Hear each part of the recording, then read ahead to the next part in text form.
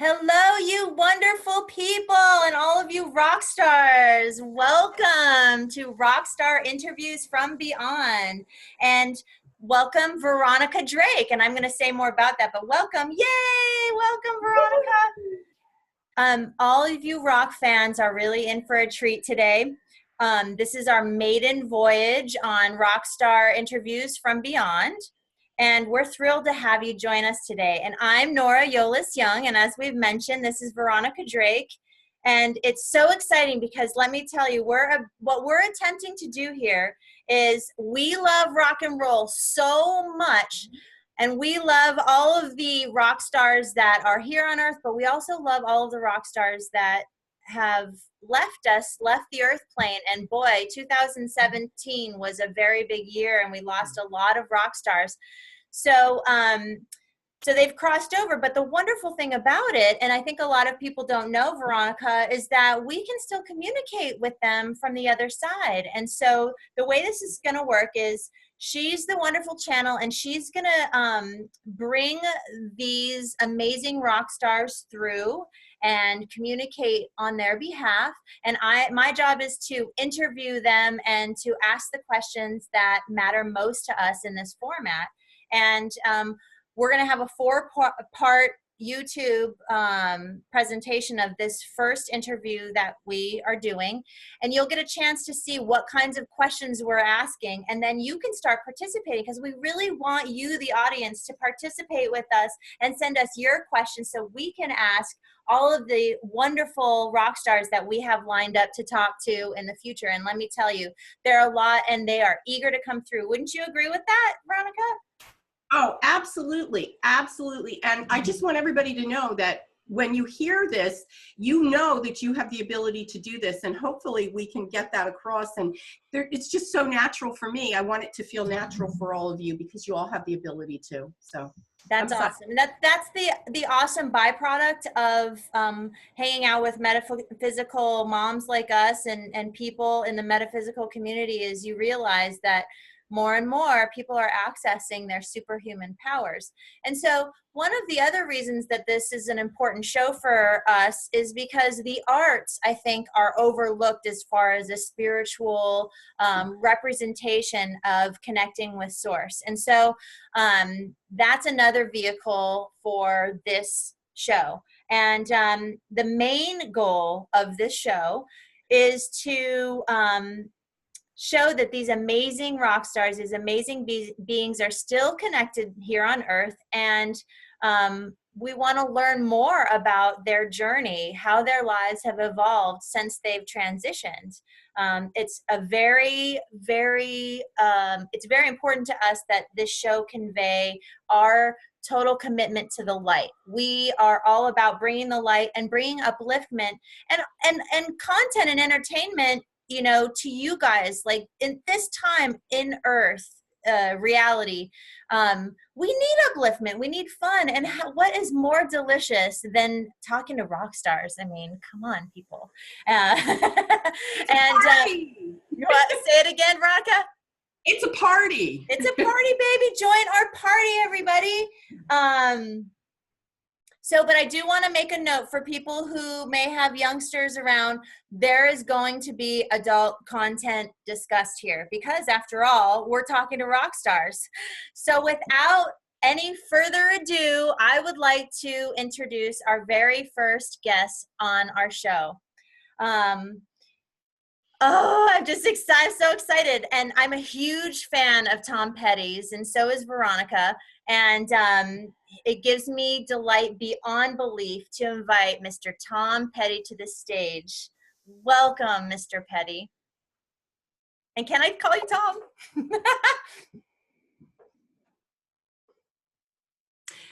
He says, yes, absolutely, call me Tom. I wouldn't have it any other way. And he said he's thrilled to be here, and he loves that this is coming forward.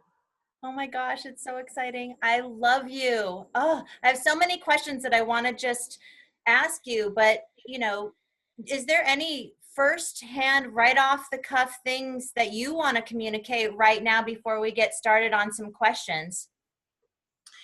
The first thing he wants to say is he wants to acknowledge the people in his life that he loves. And he wants them to know that he's with them and he's watching them and that he couldn't be more proud of who they are. And that's very important to him. And he knows, he's saying, that his work as an artist is not done. Say more about that, Tom. What do you mean? Tell us. He is actually, first of all, I want to set the stage here. He's a pacer. He's a pacer. All over, he's up, he's down, he's back and forth. Usually beings hang right here over my right shoulder. He's going back and forth and back and forth. So what he means by that is there will be generations that will be inspired by his legacy, and there will be more getting back to the root of rock and roll, the way that it was in the Southern tradition. He sees more and more of that up and coming. And he has his eye on some very important people that he's watching. I want to ask that. Follow his lead. Do you want to mention them? I was going to definitely ask you that. So why don't you go ahead and share that if you're ready to talk about people that you've got an eye on in the arts or music specifically. He absolutely loves Chris Templeton. He's okay. He's got his eye on Justin Timberlake. Oh, wow. Florida Georgia Line. Okay. And Luke Bryan is one of his favorite. Oh my gosh, I'm going to have to check them out because I know who Justin Timberlake is and I know he's an incredible talent. I don't know the other guys though. Yeah. Thanks for that heads up. Chris Templeton is very gritty, very raw, very earthy. And not only do these people have the artistic gift, he's saying, but they have the ability to move and inspire generations. And that's what's important in music. It's not about, he's going on and on about the pop culture. He's not slamming the pop culture by any means, but he's saying it's fad-ish. It's like a fad. It's all this synthetic stuff coming in, and he's saying he likes to go back to the roots of where the grit was in the artistry, in the presentation, in the voice, in the naturalness of the instrument. Oh, I couldn't agree more. And you, my friend, just such a wonderful representative of that. And you made it look so easy and so sexy. I mean, I just have to say, like, oy, oy, oy.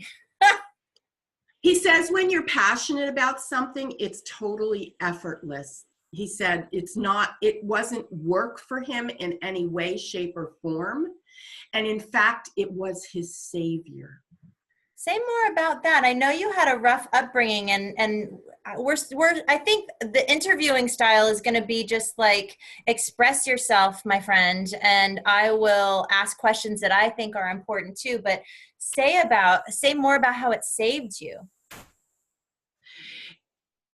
He's saying it was a shelter of sorts. It was his cocoon. It was his way that he blocked out the damage that was potentially all around him from a volatile upbringing. He has no ill will towards anyone, but it was very difficult. He says he was different, and he wants to illustrate that being different really is what life is all about, because in being different, you create, you forge, you pave, you're the pioneer for something. And this makes me want to cry because he's very emotional about this. You create the way for something that doesn't exist. And that's the whole purpose for being here on this plane, is creating your purpose, your way, on your terms. That's so perfect. And Tom, you were a magical, magnificent manifester. I was doing my research on you, and it seemed like although you had a tough upbringing, especially with your dad not being loving towards you, and you had this fire. And and from a soul perspective, if it's okay if we talk from the perspective of the soul, do you think that you came in with a plan to have those circumstances set there so that you would just amplify into this amazing person that your soul knew you could become? Or what could you say something about your maybe intention as a soul and then coming in and how that manifested itself in your life? Mm-hmm. So he's saying we've all, in this metaphysical world, he's quoting, we've all heard of the soul contract. And he's affirming that, yes, there is a soul contract. And yes, we agree, he says, to certain principles, certain demonstrations, certain ways of being. But here's the thing. He's saying we don't know as a soul how that's going to unfold for us on earth. So yes, there is a sense of mystery even to the soul when it comes in. In other words, he's saying the soul over lifetimes accumulates learning, accumulates knowledge, but during this lifetime, he said, we've come in to kind of put the pieces together. At least he had come in to put the pieces together. Would you be willing to share with us, Tom, some of the pieces that you knew would be in place for your life as Tom Petty? Mm-hmm. He's saying certainly by far, he knew that he signed up for challenges, major challenges early on. Uh-huh. And how they would have transpired, he didn't know. Mm-hmm. But in hindsight, he says, look at the relationship with his father. Mm-hmm. That was all part of the process to get him to dig deep into his creative soul. Because when his father would go into these tirades, into these rants, he would revert, he would go within. And it was at his mother's prompting, encouraging, that he went into music. So it was mom who encouraged you to go into music. And there was I saw on a documentary that you were lucky enough to meet Elvis in person just briefly, and that it changed your life. And then you saw the Beatles, and that was the kicker. Yeah. He's saying, and how funny is it now that that's who I hang out with? Not that Yay! I wanted to know that. Oh my gosh, tell me who you hang out with. Who do you hang out with?